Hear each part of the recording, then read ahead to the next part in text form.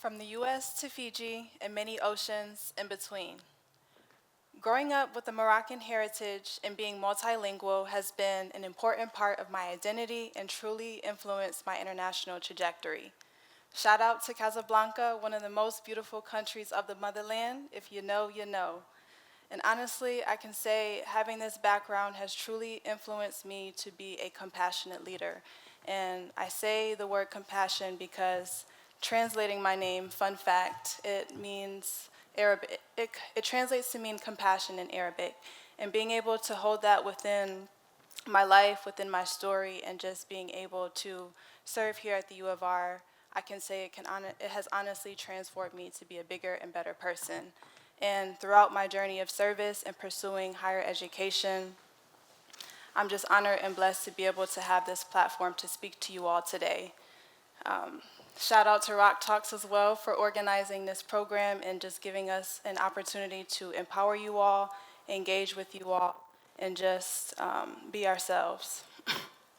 As I think about my story and I think about my life, I'm very proud to say that I am a first-generation college graduate. Any other first gens here in the room by chance? Let's take a moment to give each other a round of applause. Thank you.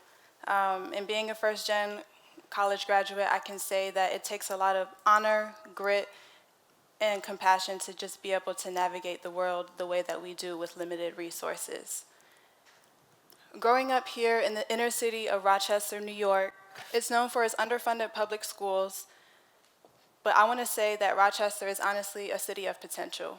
And being a born and raised native here of Rochester, I can honestly say that I'm proud to be from here. There's so many gems that have come out of this city and allowed us to thrive both in and outside of the classroom. Hence, I'm also a proud returned Peace Corps volunteer, and through my journey of service, I've been able to build so many global connections worldwide. And living there for 2 years, I can honestly say that it was the best thing that could have ever happened to me and provided me with a platform that I never knew I needed.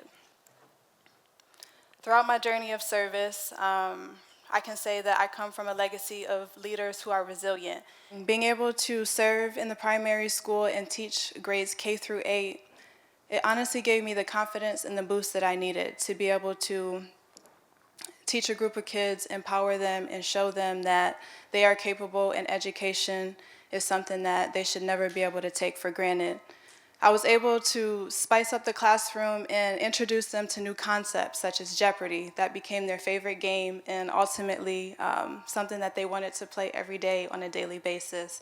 And just understanding and knowing how inquisitive their minds were, they always wanted to just absorb every piece of information that I had to offer. It ultimately became a great cultural exchange and allowed me to boost my confidence, boost my public speaking skills, and just show them that no matter who you are in the world, you are capable of being somebody. They were my ultimate pride and joy. I served in the community youth empowerment sector, and one of the biggest highlights of my service, I can say, is implementing a water sanitation project. And when I tell you that water is essential, and it was one of the biggest lessons that I've learned to never ever take for granted.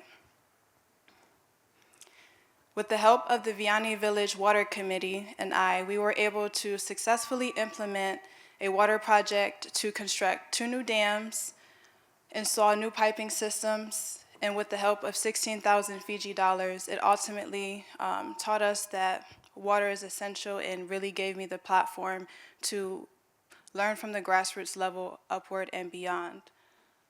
We were able to transition from having water available from 0 to 2 hours a day to unlimited access. That truly unlifted so many unspoken basic needs. And one thing I can say honestly and truthfully, the reason why we were able to implement this project and make it become alive is due to the fact that back in 2017, the Ministry of Health actually diagnosed our community with the typhoid epidemic.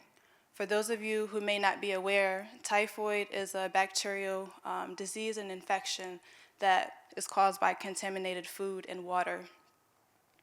And as we conducted a community needs assessment, figured out the best way to go about implementing this water project, I realized that this is something that we really need in order to improve the livelihood of everyone involved, women, children, elders, and everyone in between. And being able to work through this issue really improved the livelihoods of everyone and gave me a chance to be fully immersed in my community and understand what international community development is all about. And as I take a look at these pictures and reminisce back on my time in Fiji, as you may notice, a lot of the male task force was a huge part of the construction labor. And as a Black woman being placed in a rural village, I can say that my presence definitely challenged a lot of the patriarchal systems in place. But I wanted to take a different approach and be able to show my community that as a woman, I'm willing to get my hands dirty, I'm willing to get down and dirty as well, and just be able to help you out in the best way that I possibly can. Challenging those gender roles, breaking those stereotypes, really liberated the voices of the women and children in my community to be able to show everyone that we are capable of getting the job done. And being grateful and thankful to the Fiji Water Authority and the community members that were involved, we were able to impact over 400 people in my rural community.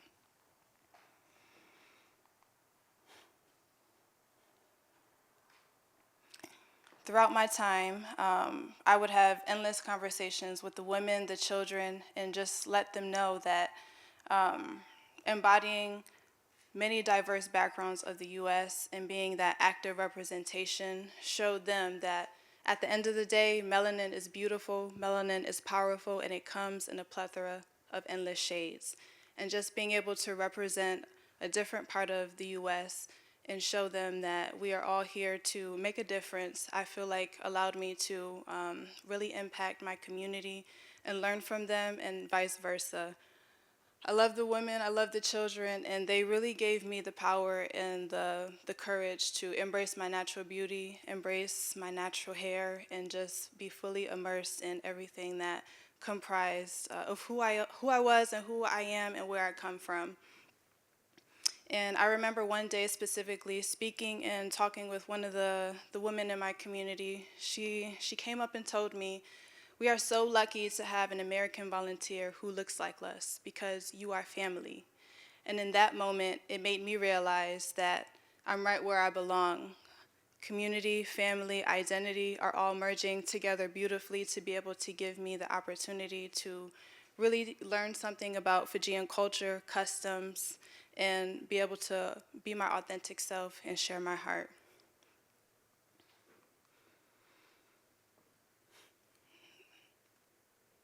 And throughout my time, I can honestly say that I fell in love with the country, I fell in love with the people, nature, and just being able to fully be myself in a place that I honestly never knew existed. When I was applying to the Peace Corps, I was shooting my shot.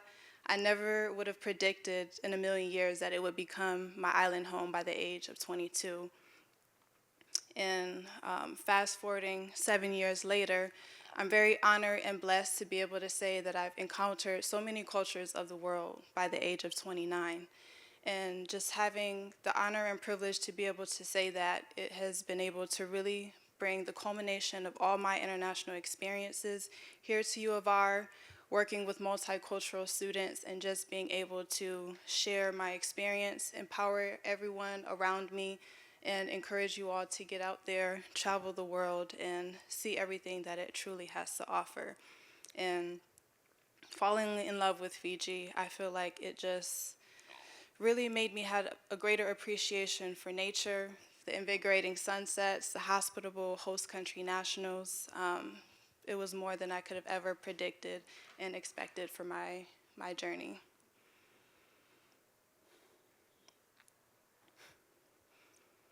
Two holistic lessons and takeaways that I can say that I've gained from my experience is number one, Be comfortable being uncomfortable because the power of vulnerability allows you to achieve exponential growth. Throughout my time, I had the honor and privilege of living in a northeast island called Vanuatu. On the right, you can see a small wooden house with a tin roof. I lived with no electricity and, as I mentioned, very scarce water availability. Definitely not the Google images that you would predict when you think about Fiji. It allowed me to truly live like a local and fully immerse myself in the land that I was serving and be able to connect with the indigenous people of my community. And I remember always telling them and allowing them to embrace who they are. Don't live in the mind of the colonizer. You are free. Reclaim your power and always be proud of your indigenous land. Fiji was colonized by the British, and that was something that I can say has truly impacted the view of themselves and really allowed me to tackle a lot of ideologies of colorism and emphasizing my previous point about melanin, just allowing them to understand to love the skin that you are in. This is a beautiful country with beautiful people, and being able to still have roots of your indigenous native dialect speaks large volumes.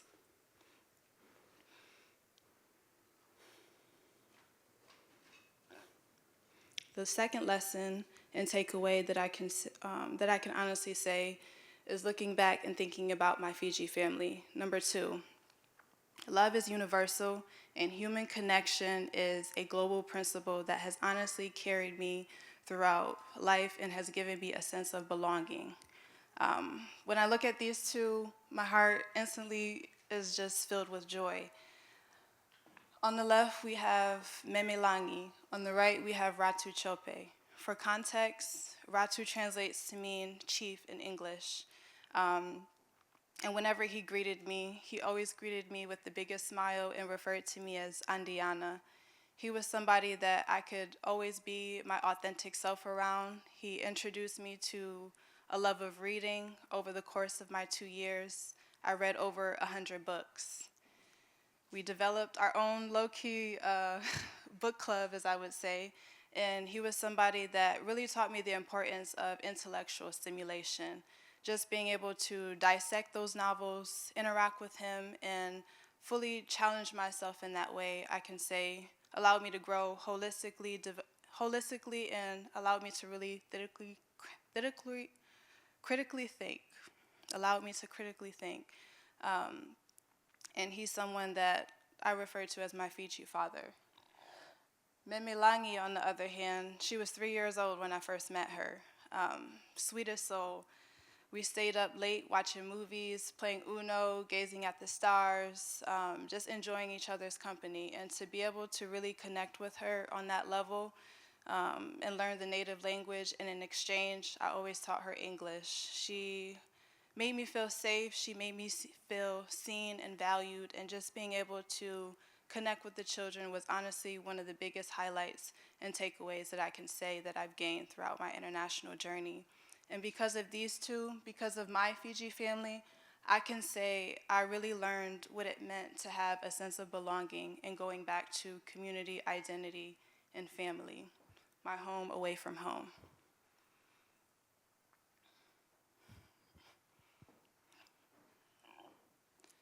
As I think about my story and commemorating and reflecting on my international experiences, I can honestly say that living and working abroad has truly molded my character, enhanced my adaptability, and given me the chance to grow in exponential ways that I never saw coming.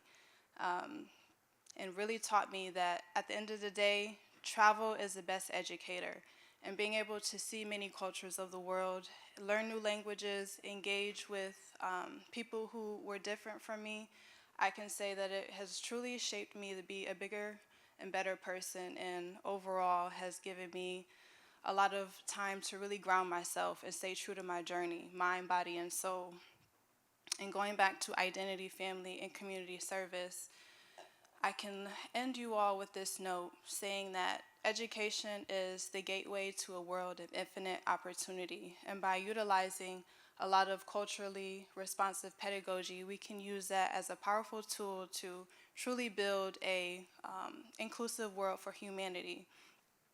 So leaving with that note, as I say, if the idea of traveling truly scares you, then this picture here is proof that mission accomplished. You should truly get out there, see the world, and just understand that the world is your oyster. If you don't take that risk, if you don't take that shot and bet on yourself, you never know.